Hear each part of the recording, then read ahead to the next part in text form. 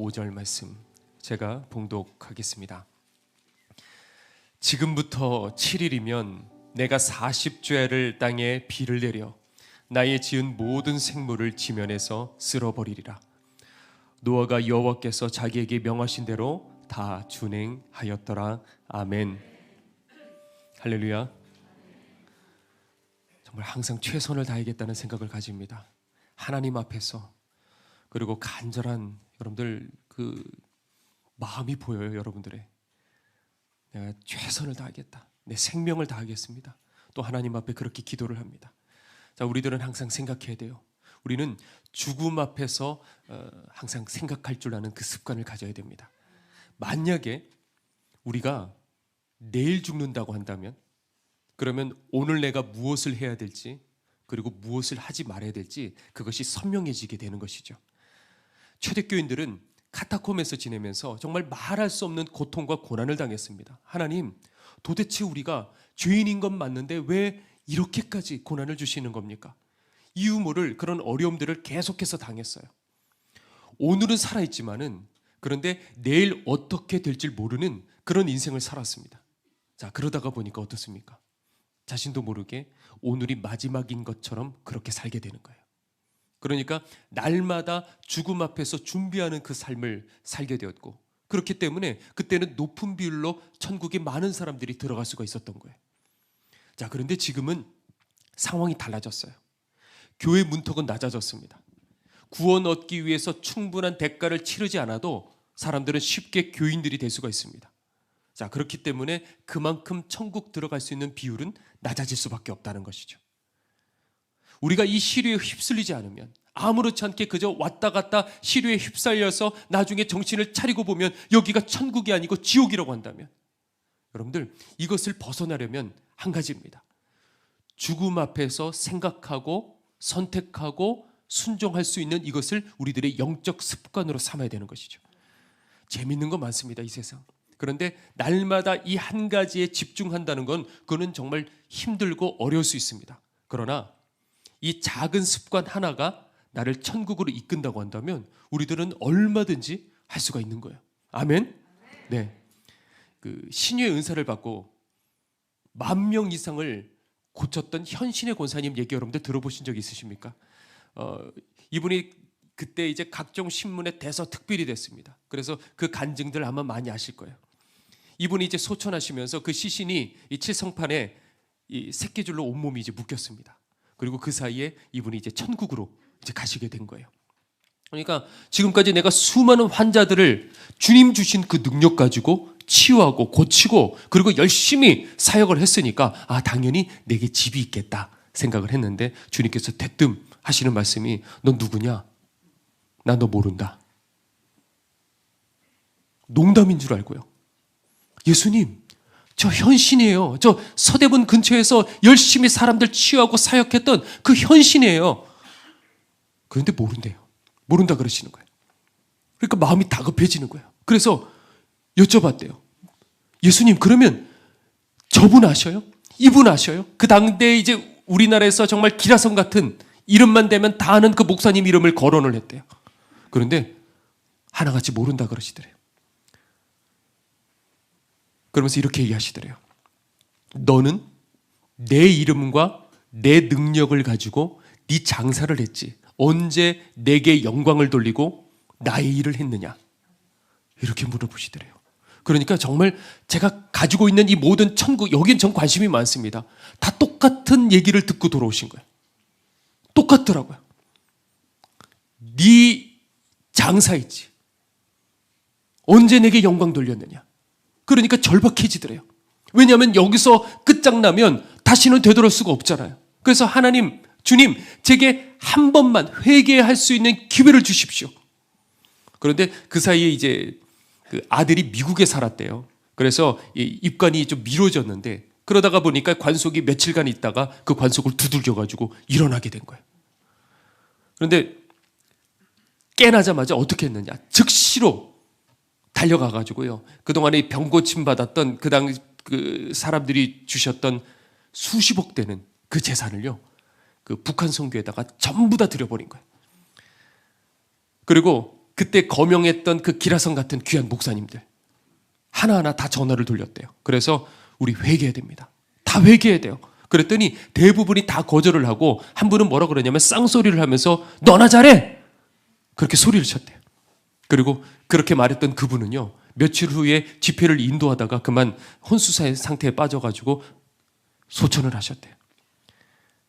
딱 한 분이 그때 그 말을 듣고 회개를 하셨대요.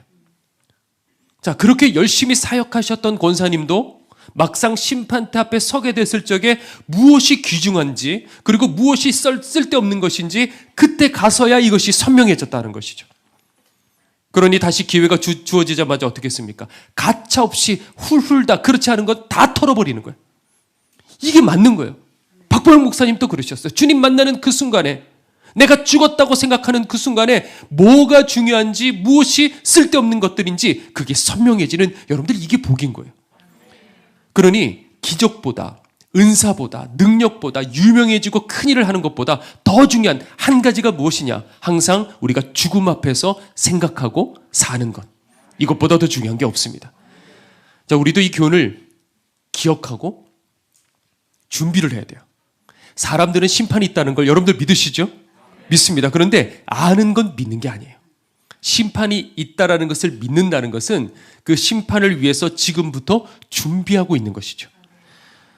어제 아동부 저희 이제 결 성경학교가 있었어요. 그래서 제가 처음 개회 예배 때 이제 말씀을 전했습니다. 그리고 말씀을 다 전하고 이제 마치려고 그러는데 한 아이가 얘기를 하는 거예요.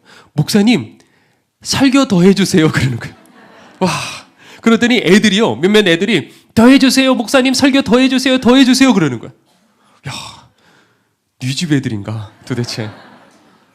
얼마나 귀여운지. 정말 우리도 이렇게 말씀에 목말랐으면 좋겠다는 생각이 들었어요. 우리가 어렸을 적에 교회학교에서 가장 먼저 들었던 말씀들이 뭐냐면 창조 이야기, 노아 방주 이야기, 삼손 이야기, 다윗과 골리앗 이야기, 예수님 그 십자가에 달리신 이야기, 태어나신 이야기 이런 얘기들이에요. 그런데 너무나도 우리들이 잘 알고 있는 얘기인데 그런데 우리가 신앙생활한 지 이제 몇십 년이 지났는데 그런데 지금도 그 이야기가 내 이야기일까? 여러분들 그게 중요한 거예요. 세월이 지나서 결혼하고 그리고 자식 낳고 우리가 먹고 사는 일에 쏠려가지고 정작 우리들은 이 말씀을 살아내고 있는가? 그 하나님께서 내 하나님이신가? 우리가 전혀 그냥 이야기로서만 머릿속에만 담아두고 나와 상관없는 우리들은 그런 삶을 살고 있는지도 몰라요. 오히려 어렸을 적에 이 말씀 처음 듣고 충격을 받고 심판이 두려웠어요. 그날 밤잠 이루지 못하고 잠을 잤는데 악몽을 꾸고 그랬던 그 순수한 마음들은 이제는 다 잃어버리고 이제는 웬만한 설교를 들어도 꿈쩍도 하지 않고요. 오히려 세상 유행에는요 쉽게 그냥 반응하고 우리들은 지금 그렇게 살고 있지는 않을까. 그러면서 우리들 속에 이런 생각 가지고 있는 것 같아요. 나는 그래도 우평강도처럼 마지막에는 내가 꼭 회개할 거야. 우평강도 그래서 살았잖아. 이게 대놓고 생각하는 건 아닌데 이게 우리들 속에 깔려 있는 것 같아요. 여러분들 한번 묻고 싶습니다. 예수님 보고 그날 눈을 뜨게 된 이 우평강도가 만약에 그날 취소되어서 살아났다 만약에 그러면 그 우평강도가 예전처럼 살았겠습니까? 우리는 그 생각을 안 하는 거예요. 그 순간의 우평강도는요 이 속사람이 바뀐 거예요. 그런 생각 가지고 있다는 것 자체가 구원받지 못한 증거 아니겠습니까? 어느 날 갑자기 우리들에게 멸망이 닥칠 때, 어느 날 갑자기 죽음이 찾아올 때 살 수 있는 방법, 그것이 오늘 이 노아 방주, 우리가 어렸을 적에 수도 없이 들었던 이 안에 다 들어가 있습니다. 이것을 내 것으로 삼고 우리들이 준비한다고 한다면 세상에 멸망이 닥친다 할지라도 마지막 때가 다가온다 할지라도 여러분들 반드시 들림받게 될 줄로 믿습니다. 자, 그러면 세 가지로 한번 얘기해 보려고 합니다. 첫 번째는 뭐냐면 타협하지 말고 매뉴얼대로 순종하랍니다. 무엇대로 순종하라고요? 매뉴얼대로 순종하라. 자, 하나님께서는 우리에게 막연하게 그렇게 준비하라고 그러지 않으셨어요. 이 노아에게 방주 만드는 매뉴얼을 주셨습니다. 그런데 그 매뉴얼을 갖고서 몇 번 통독했다고 구원받는 거 아니에요. 그걸 가지고 날마다 내가 조금씩 아침에 일어나서 묵상한다고 해서 구원받는 거 아닙니다. 주일날 와서 그 매뉴얼의 일부분을 설교를 통해서 풀어서 그 해석을 듣는다고 해서 그렇다고 구원받는 거 아니에요. 어떻게 하면 살 수 있냐? 그거는 뭐냐면 매뉴얼대로 뭘 만들어야 돼요? 방주를 만들어야지만이 그날의 방주가 나를 지켜주게 되는 거예요. 그게 바로 믿음이라는 것입니다. 이 노아 이야기를 읽으면 반복되는 말씀이 나오는데 오늘 본문에도 나옵니다. 이렇게 되어 있죠. 하나님이 자기에게 명하신 대로 다 준행하였더라. 이게 반복이 된다는 건 뭐냐? 이 노아 이야기 전체에서 가장 핵심되는 이야기가 이건 거예요. 그러면 그걸 뽑아낼 수 있어야 되는 거예요. 아, 그대로 다 준행했더니 노아는 살았구나. 세상이 전부 다 물로 뒤덮여도 살 수가 있구나. 매뉴얼대로 하면요, 이게 아무나 되지 않습니다. 하나님께서 말씀하신 그 홍수를 견딜 수 있는 그 목재료는 뭐냐면 저 고산지대 가장 높은 산의 꼭대기, 그런데 올라가야지만이 서식하고 있는 그런 나무입니다. 저는 20대 때 한 해발 한 300m 되는 그 동네에 산이 하나가 있어요. 거기를 매일같이 오르락 내리락 했던 그런 경험이 있습니다. 그런데 이게 뭐 300m밖에 안 되잖아 그럴지 모르겠지만은 그 길이 상당히 가파라서 도중에 길이 사라집니다. 그래서 양손을 써야지만 이렇게 올라갈 수 있는 그런 구간들이 있어요. 그래가지고 그렇게 해갖고 겨우 땀을 삐질삐질 흘리고 이제 꼭대기로 올라갔는데 보니까 웬걸 거기에 이렇게 운동기구들이 질비하게 이렇게 있더라고요. 야, 나는 그냥 내 몸뚱아리 올라오는 것도 힘든데 이거를 누가 여기까지 끌고 올라와서 이거를 만들었지? 이런 생각이 들었어요. 그런데 얼마 있다가 그 장면을 정말 봤습니다. 왜냐하면 그때 태풍이 좀 일찍 쳤는데 그래서 그 운동기구가 어느 날 보니까 부서져 있더라고요. 그리고 한 며칠 사이에 아저씨들이요, 그 나무 이런 것들을 들고요, 낑낑대면서 거기를 그 구간을 올라가고 있더라고요. 그런데 여러분들 생각해 보십시오. 노아는요, 300m랑 비교도 되지 않는 어마어마하게 높은 그 산에 올라가서 매일같이 올라가서 나무를 베어다가 가지고 내려오는 거예요. 얼마나 힘들었을까? 왜냐하면 그래서 올라와서 나무를 베어서 기껏 가지고 내려오면 방주의 아주 작은 조그만 일부분밖에 되지 않는 거예요. 여러분들 그런 생각 안 들겠습니까? 그냥 여기 길가에 질비한 감람나무 갖고 하면 안 될까? 그렇죠. 그런 생각 얼마든지 들 수 있는 거예요. 그러나 뭐라고요? 자기에게 명하신 그대로 다 준행하였더라. 이 코로나가 한창일 적에 많은 성도들이 온라인 예배를 이제 드리기 시작했어요. 그러니까 여러분들 드리고 보니까 어떻습니까? 주일 아침부터 막 부랴부랴 막 일어나고 막 씻고 그냥 찍어 바르고 이거 안 해도 그렇죠? 예배 드릴 수 있는 거예요. 편안한 자세로 내가 앉아 있어도 누구한테 그렇게 눈치 받지 않을 수도 있는 거예요. 근데 처음에는 안 그랬거든요. 처음에는 옷 다 갖춰 입고 화장하고 그리고 딱 앉아가지고 미리 기도하고 다 그렇게 했단 말이에요. 그런데 그것이 반복이 되고 2번, 3번 반복이 되다가 보니까 점점 씻지 않고 그리고 미리 기도하지 않고 그리고 예배를 보게 되는 거예요. 그러다 보니까 저는 또 신앙이 타협할까 봐 얼마나 또 걱정이 되는지. 그러니까 집집마다 다 찾아가는 거예요. 어떨 적에는 뭔가 걸어놓기도 하고 어떨 적에는 말도 안 하고 조용히 가서 그 앞에서 무릎 꿇고 기도하고 하나님 이 성도가 영적으로 죽지 않게 해주십시오. 하나님 정말 예배자가 되게 해주십시오. 그러면서 기도하면서 전 성도들을 이렇게 돌아다녔어요. 하나를 타협하기 시작하면요, 2번째, 3번째 빗장 무너지는 거는요 시간 문제인 거예요. 박 목사님은요 은사를 받으셨어도 그걸 잘 드러내지 않습니다. 아, 나 그런 거 몰라. 그냥 그러셔요.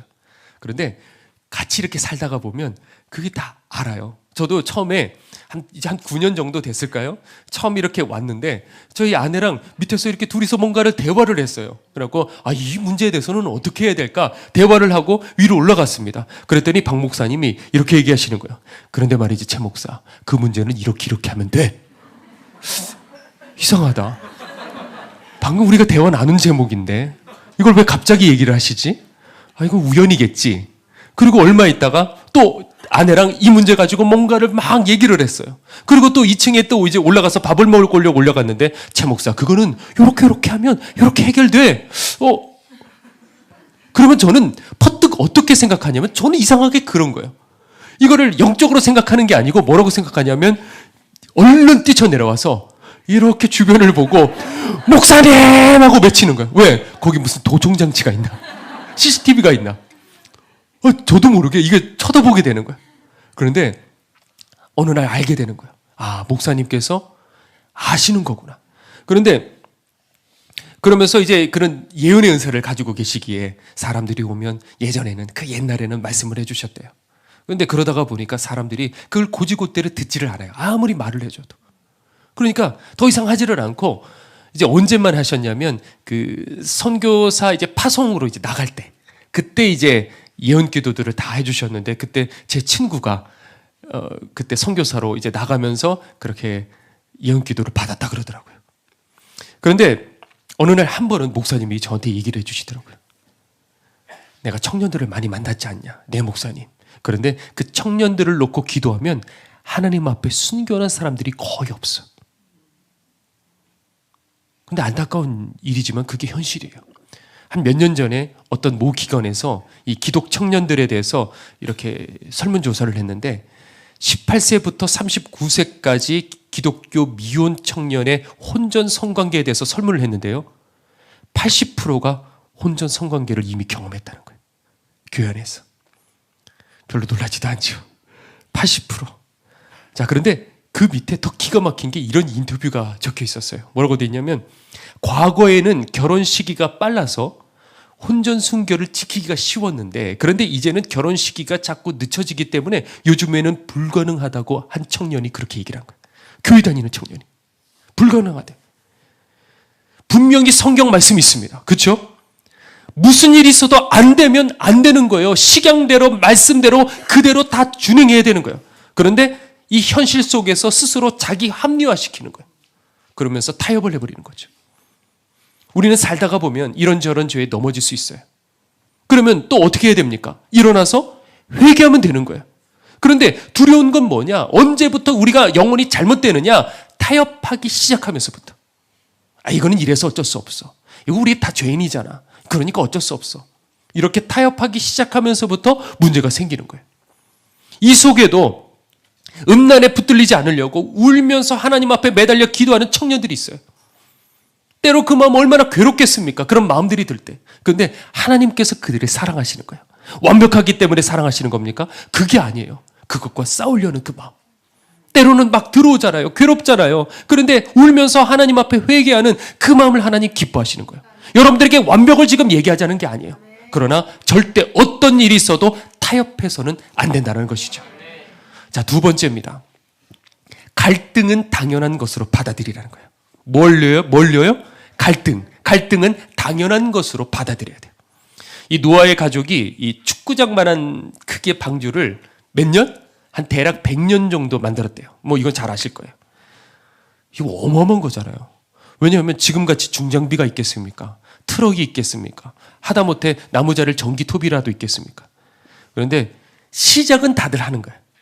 그런데 1년이 지나고 10년이 지나고 50년이 지나도 그런 고된 일을 변치 않고 우리들은 할 수 있을까? 그 시간에 노아는 별의별 생각 안 들었을까요? 여러분들? 좀 이상하게 쟤는 머리가 자꾸 그런 식으로 돌아가는데 별의별 생각 안 들었을까? 내가 제대로 들었나? 내가 헛것을 본 거 아닐까? 이런 생각 들지 않았을까요?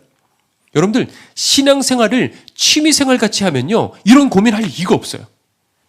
주일날 우리가 예배드리고 돌아가는 것이 전부다. 그러면 이런 고민 들어갈 이유가 없어요. 그런데 여기에다가 노아는 전부 다 걸었기 때문에 자꾸 이런 갈등들이 일어나는 거예요. 똑바로 살아가는 거예요. 내 전부를 걸어버리는 거예요. 그러니까 진짜 믿음, 천국 들어갈 수 있는 믿음은 긴장과 항상 갈등 속에 있을 수밖에 없는 거예요. 한번 여러분들을 한번 돌아보셔요. 내가 신앙생활 살아갈 적에 얼마나 갈등이 있는가? 얼마나 긴장 속에 살아가고 있는가? 내가 정말 이렇게 해야 되는 거 맞아? 정말 나 이렇게 살아가야 되는 거 맞아? 이런 갈등. 목사님 나 연약해요. 그렇지 않아요. 그게 귀한 거예요. 그 마음이. 만약에 내게 그게 없다? 그러면 어쩌면 나는 믿음의 삶을 지금 살고 있지 않는 것이에요. 게다가 그 갈등을 부추기는 게 뭐냐? 사람들의 따가운 시선이죠.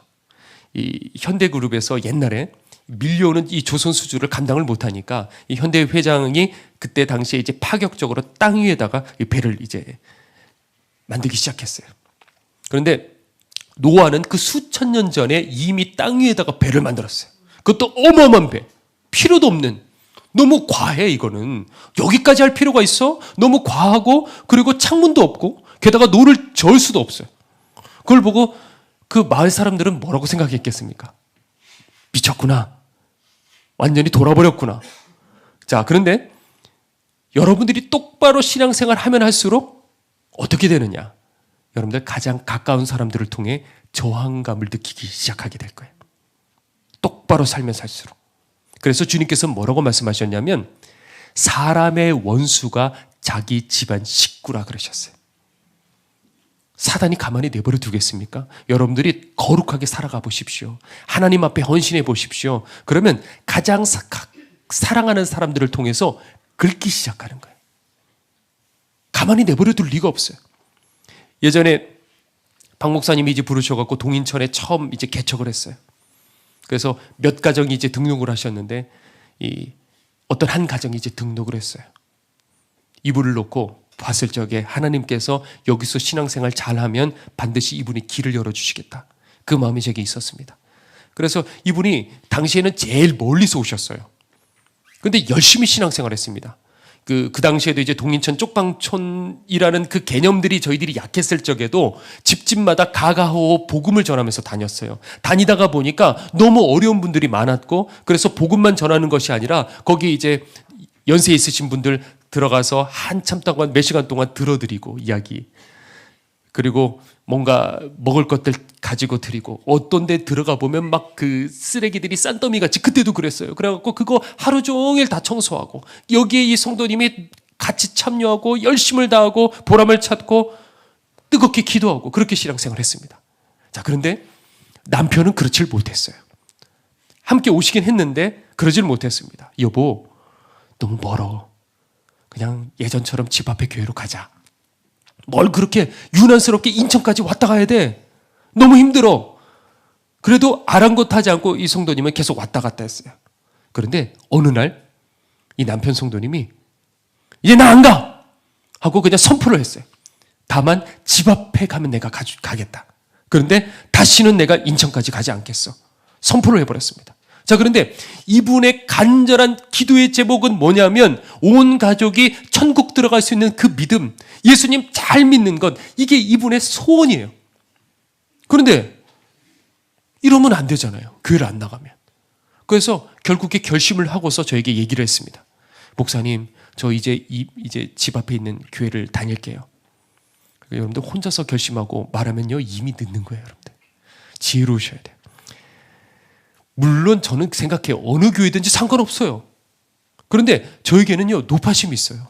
뭐냐면 그 교회, 제가 어떤 교회인지 모르지만 복음을 강조하는 교회일까? 하나. 그리고 그 교회가 좋든 안 좋든 그거를 배제하더라도 그냥 교회 출석만 하면 안 될 텐데. 이 두 가지.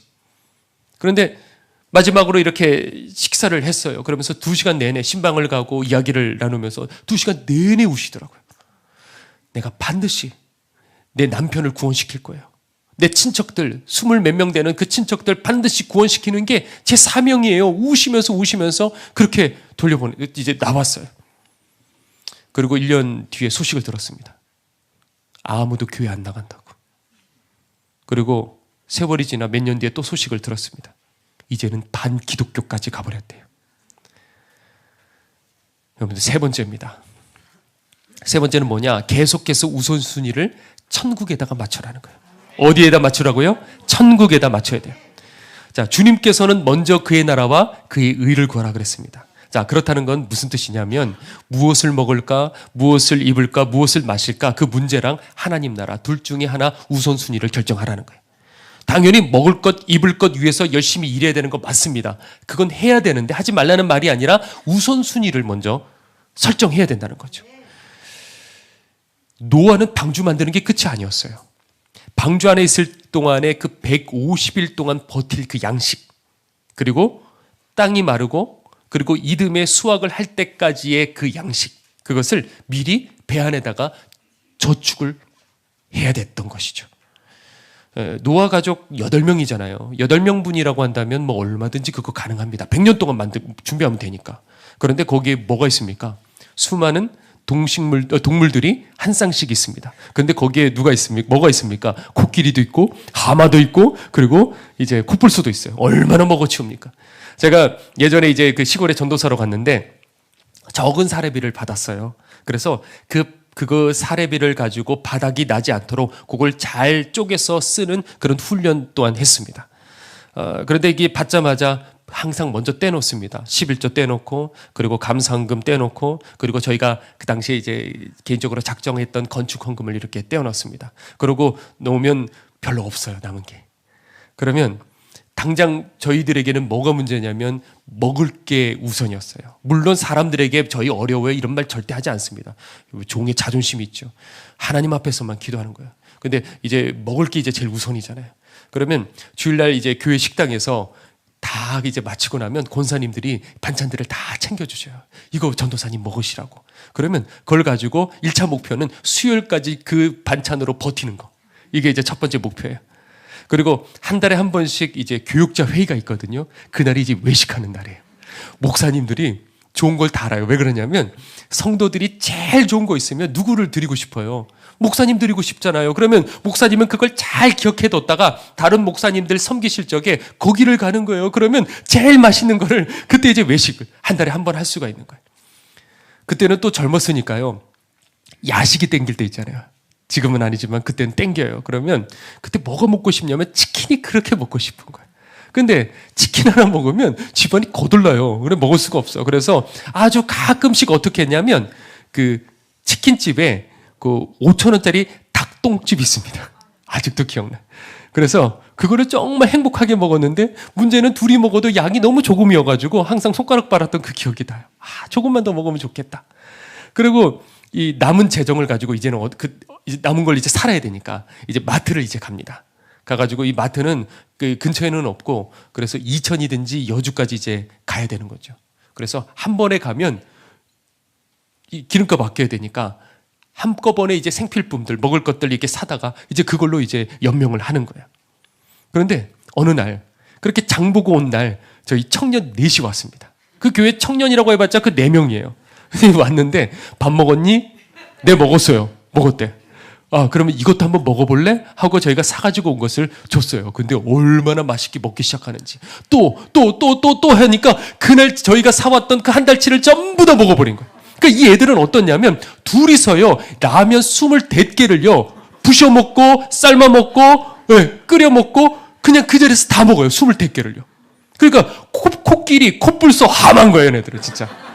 체격은 좋아요, 정말. 그런데 살찐 애들도 없고, 그러니까 물론 고맙죠. 얼마나 귀한 청년들인지 모릅니다. 그냥 거덜났는데 그 다음 제가 어떻게 살았는지 기억이 나질 않아요. 노아도 그렇게 준비했어야만 됐어요. 그 전에 노아가 부자냐? 그렇지 않냐? 그건 중요하지 않습니다. 그 어마어마한 양식을 준비하기 위해서 제대로 먹고 싶은 거 먹을 수 있었겠습니까? 그럴 수 없었을 거예요. 내가 그날 살기 위해서 지금 참는 거예요. 여러분들 마음에 원하는 대로 다 살고 계십니까? 여러분들 하고 싶은 대로 살고 있습니까? 여러분들이 심판이 있다는 걸 정말 믿는다면 아마 지금까지 제대로 하고 싶은 대로 살지 못하고 살았을 거예요. 그게 아마 습관이 돼 있을 겁니다. 이런 것들을 통해서 내가 어디에 속해 있는지를 알 수가 있다는 것이죠. 주님께서는 너희 자신을 위해 보물을 어디에다가 쌓아두라고요? 하늘에다 쌓아두라. 누구를 위해서? 나를 위해서. 다른 말로 얼마나 천국을 위해서 포기하며 살아갔느냐? 그 질문이에요. 재물도 그렇고 시간도 그렇고 건강도 그렇고 우리는 과연 천국을 위해서 얼마나 포기하며 살아가고 있는가? 저는 그런 게 있어요. 이 이게 하나님의 이 종이 됐다는 여기에 대해서 얼마나 좋은지 몰라요. 그래서 한 번은 교육자 회의 때 제가 이렇게 얘기를 했어요. 목사님들에게. 저는 다시 태어나더라도 뭐 그런 건 없지만 다시 제가 만약에 몇십 년 전으로 돌아가더라도 저는 또 주의 종이 될 거예요. 그랬더니 목사님들이 다 웃으시는 거예요. 왜냐하면 이 길이 그렇게 힘든 거 아는데 제정신이냐? 이런 웃음 소리예요. 근데 저는 그런 부분들이 있는 거예요. 그래서 학창 시절에도 야 성렬아 너는 유학 가야 돼. 쳐다볼 것도 없어요. 교수 돼야 돼. 쳐다볼 것도 없어요. 왜? 젊은 날 가장 내가 젊은 날을 주님 복음 전하고 싶은 거야. 누가 알아주지 못하면 어떻습니까? 개척교회면 어떻습니까? 가난하면 어떻습니까? 여기에 대한 이런 게 있는 거예요. 하나님 앞에 드리고 싶은 거예요. 제일 좋은 시간들, 제일 좋은 이 젊음을. 여러분들은 얼마나 천국을 위해서 포기하고 살고 있습니까? 이게 막 율법이 돼가지고 내가 이것도 하지 말아야 돼, 이것도 못해? 이게 아니고 우리 주님 위해서 드리고 싶은 거예요. 이건 우리가 선택이라고 생각을 하잖아요. 그런데 심판대 앞에 갔을 적에 그것이 내 선택이 아니고 바로 그게 나를 살릴 수 있는 방주라는 것을 알고 땅을 치게 될 거예요. 그래서 이 말씀이 누가복음 16장 9절에 이렇게 나옵니다. 불의의 재물로 친구를 사겨라.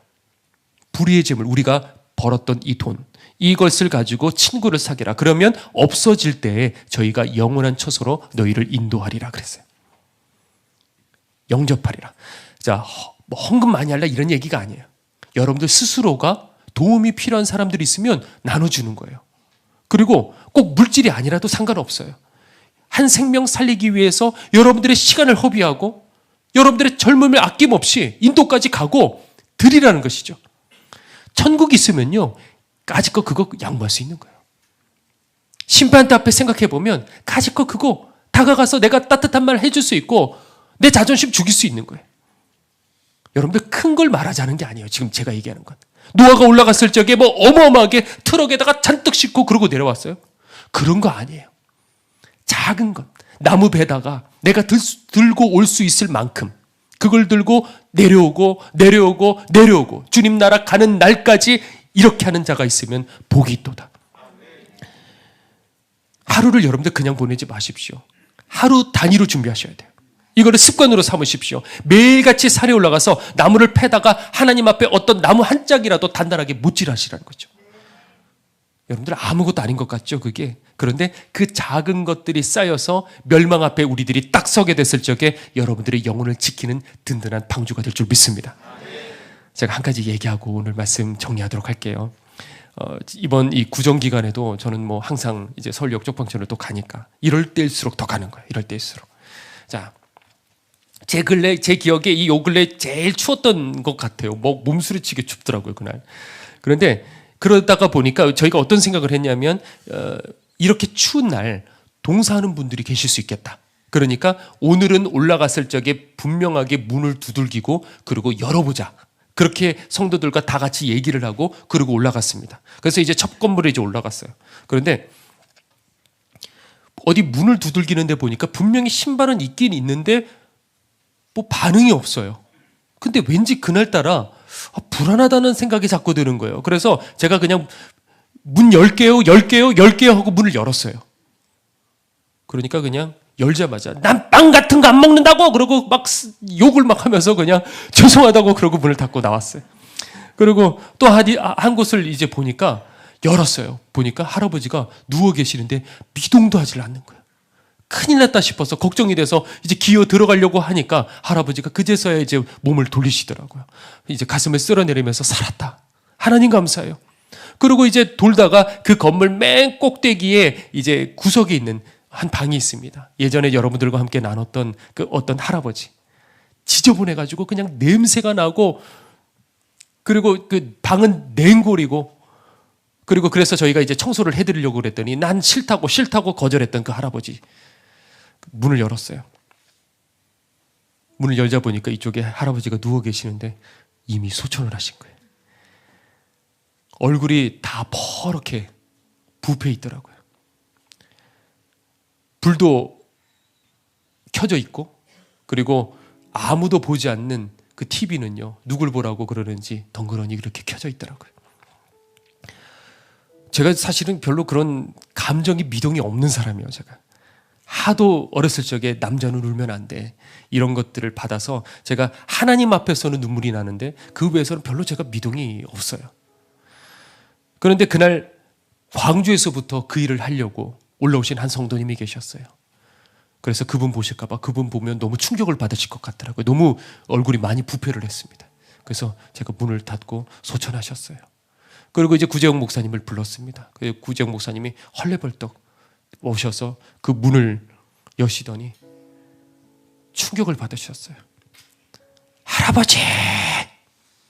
할아버지! 그 자리에서 오열을 하시더라고요. 헉헉하면서 오열을 하시더라고요. 그러면서 이렇게 얘기하셨어요. 나 더 이상 죽는 모습 보고 싶지 않아요. 나 더 이상 죽는 모습 보고 싶지 않아요.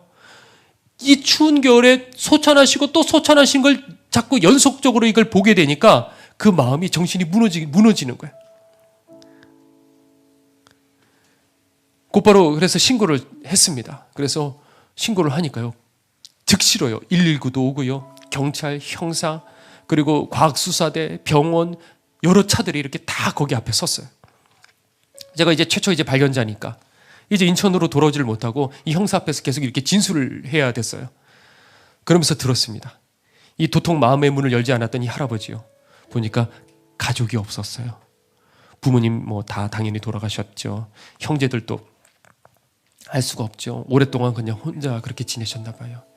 그리고 저희가 알아보니까 마지막에 누가 보셨을까? 그 건물에 관리하시는 아주머니가 그 구정 때 그러고 올라갔대요. 먹을 걸 들고. 그리고 좀 드시라고. 괜찮으시냐고. 그랬더니 괜찮다고 그냥 고개만 이렇게 끄덕이고 했던 그게 마지막 모습이었대요. 아마 그 직후에 돌아가신 것 같아요. 얼마나 쓸쓸하고 외로웠을까. 겉은 이 상처 때문에 나가라고 청소하지 말라고 하지만은 그 마음속 과연 어땠을까? 그렇게 소천하신 지 아마 최소한 이틀 정도 됐을 거라 추정이 되는데 그 전기장판을 이제 깔았는데 그 전기장판 때문에 짧은 시간에 부패가 심해졌다고 형사가 그렇게 얘기했더라고요. 그러면서 물었습니다. 어떻게 이 할아버지 알게 되셨습니까? 형사가 물어보더라고요. 왜 굳이 이 방문 열어보셨냐 당신은? 아마 그 질문인 것 같아요. 그래서 제가 대답했죠. 저희는 매주 도시락을 만들어서 매일같이 이렇게 다니다가 이 할아버지를 얼마 전에 저희가 만났습니다. 그러니까 이 형사가요. 이 추운 날에 매번 가난한 사람들에게 도시락 나눈다는 그 사실에 감동이 됐나 봐요. 그 순간부터 말투가 바뀌는 거예요. 그러면서 이렇게 얘기하더라고요. 정말 목사님이시군요.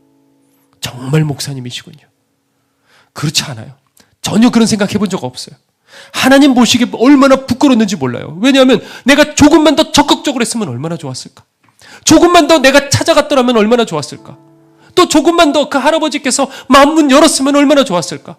그때 마음문 열고 그날에 청소를 하고 그리고 저희들이 병원에 모시고 치료를 받고 그랬다고 한다면 좀 더 오래 사실 수 있었을 텐데, 그렇다고 한다면 그때 복음을 들을 수 있었을 텐데, 그 한순간의 결정으로 운명이 바뀌어버린 거예요.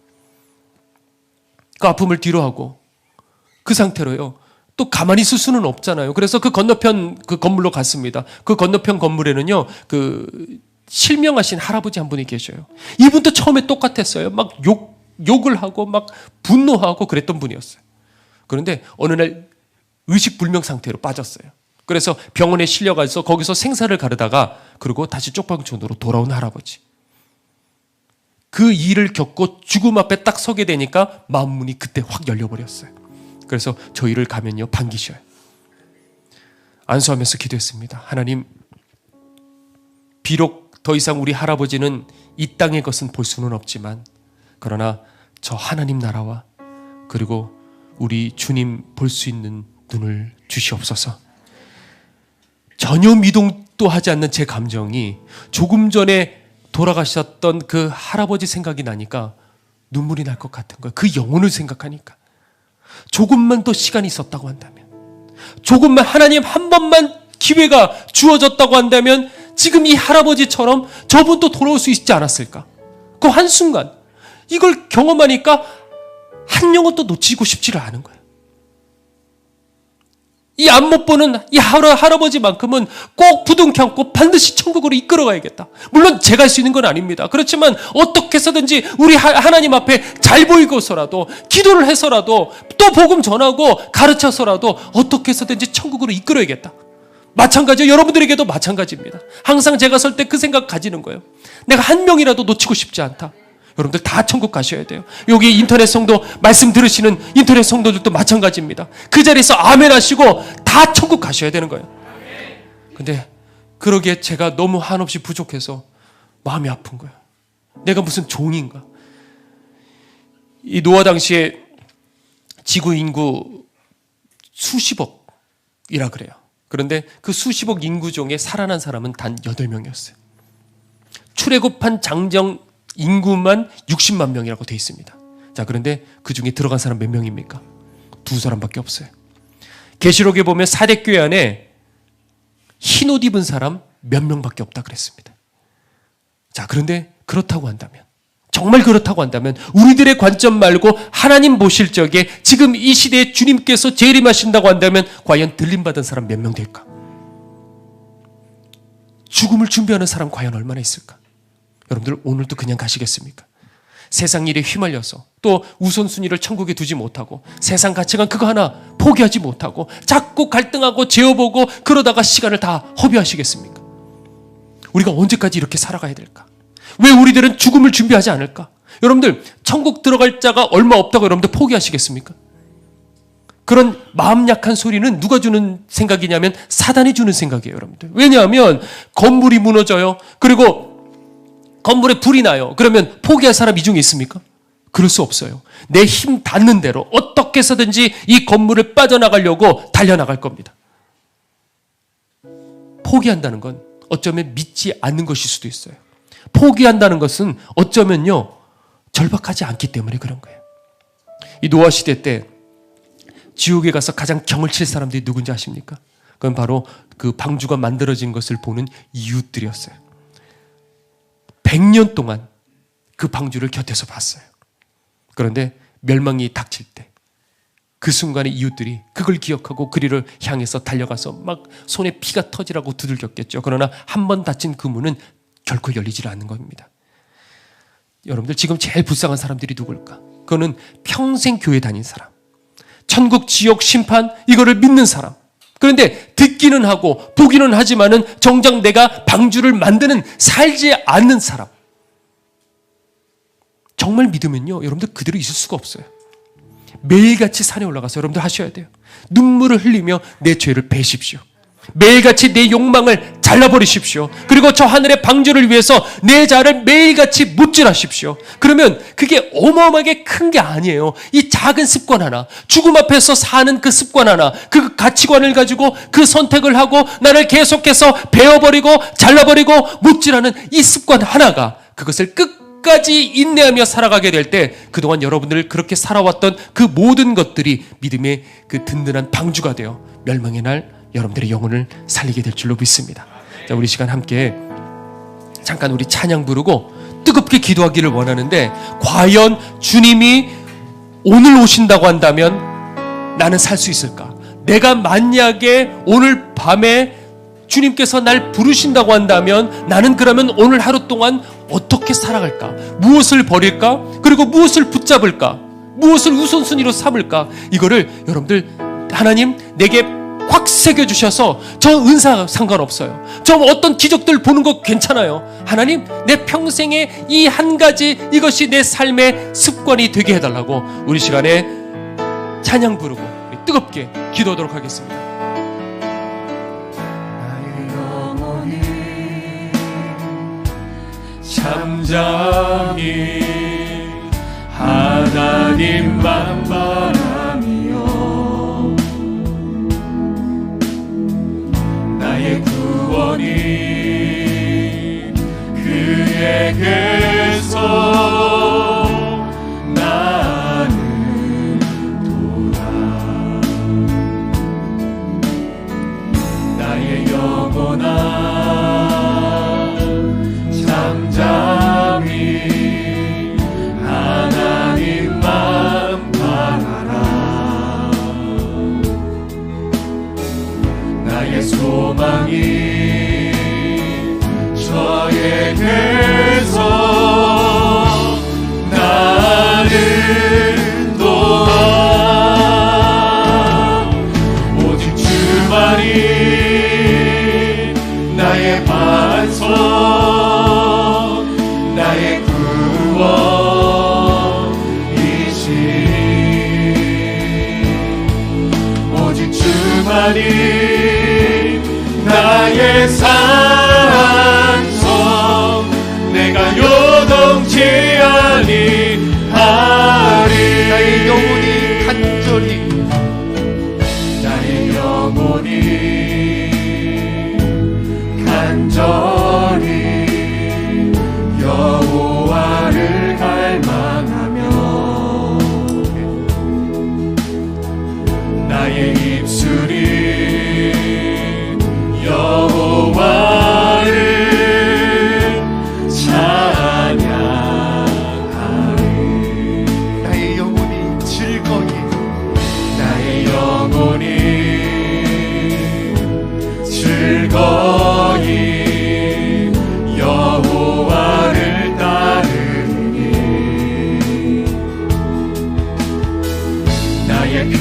인생에 여호와를 송축하리.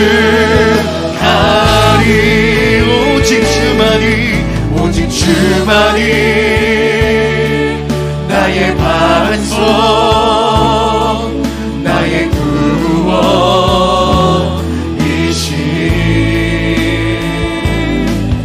오직 주만이 나의 산성, 내가 요동치 아니. 우리 이 시간 함께 들은 말씀을 기억하며 주의 한번 부르고 통성으로 기도하겠습니다. 주여! 하나님, 주님만이 나의 반석이시여 환난 날에 피난처시로다. 당신만이 나의 방주시여 나의 구원이시여 나의 생명이시리로다. 하나님, 이제는 주님 앞에 세상에 쓸데없는 것들 쳐다보지 않게 하시고 날마다 죽음 앞에서 생각하고 말하고 행동하는 이 거룩한 습관을 가질 수 있게 하여 주시옵소서. 하나님,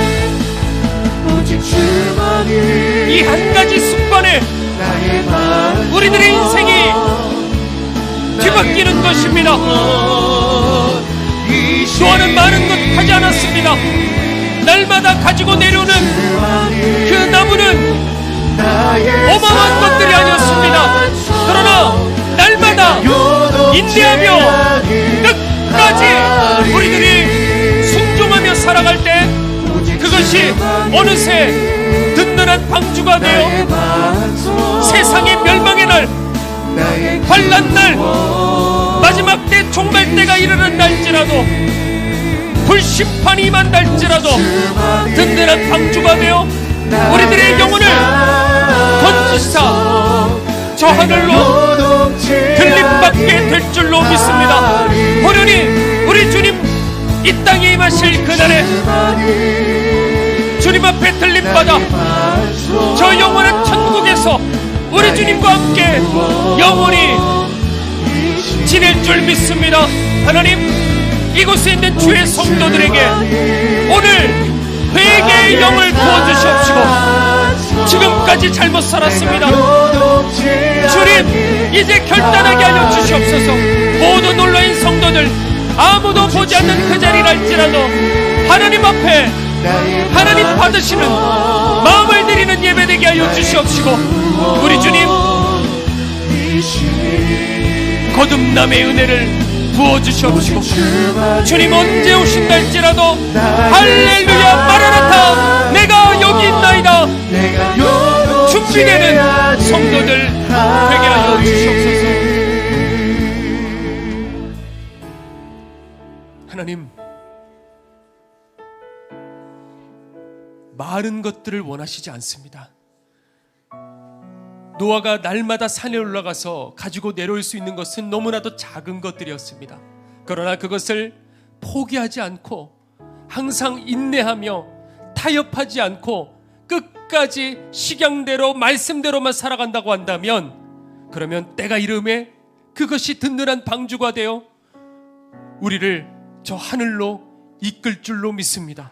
주님, 오늘 이곳에 있는 모든 성도들 이 단 한 가지만 기억하게 하소서. 항상 죽음 앞에서 생각하고 선택하고 결정 내리고 살 수 있게 하여 주시옵소서. 이것이 내게 아무 것이 없어도, 내게 아무런 체험과 뜨거움과 기적들이 일어나지 않는다 할지라도, 그러나 묵묵하게 우리들이 이렇게 살아가게 된다고 한다면, 하나님 그때 이를 때 주님이 언젠가 이 땅에 불심판을 내리시고 주님께서 다시 이 땅에 재림하시는 그날에 그들은 세마포 옷을 입고 들림받게 될 줄 믿습니다. 하나님, 그날이 올 때 여기 있는 주의 모든 성도들과 또한 이 시간에 온라인으로 예배드리고 있는 모든 성도들 단 한 사람도 이제는 놓치지 말고, 하나님 이제는 단 한 사람도 놓치지 말고 주님 앞으로 들림받게 하여 주시옵소서. 지금은 우리를 위하여 십자가에 달려 돌아가신 예수 그리스도의 은혜와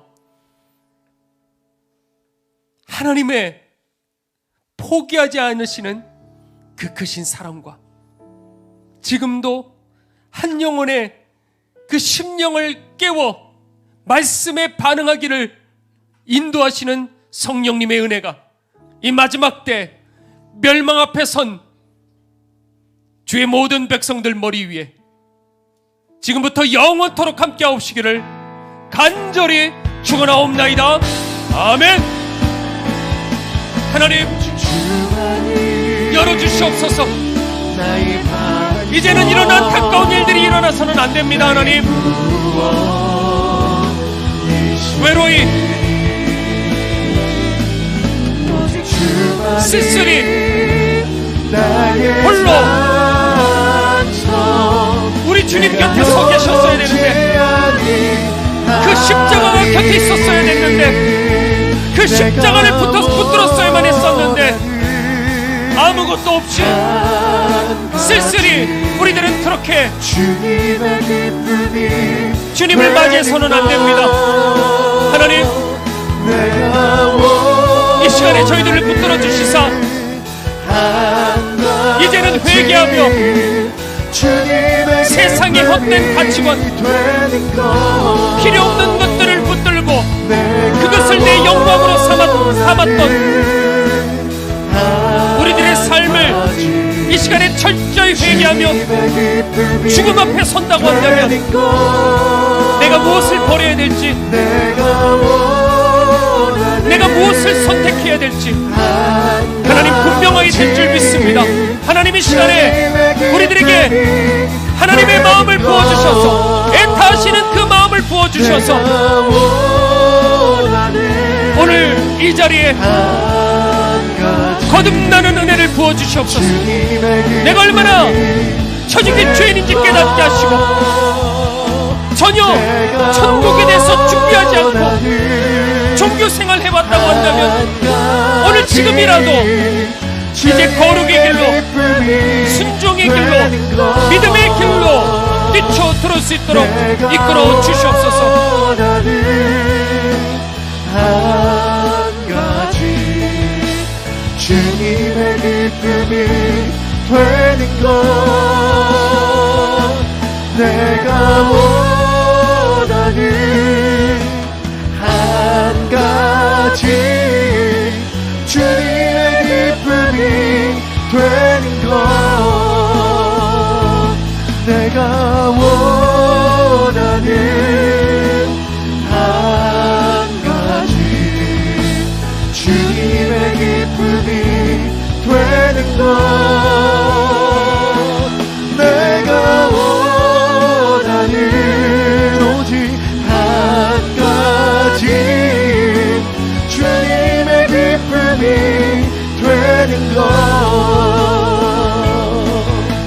주님의 기쁨이 되는 것 주님의 기쁨이 되는 것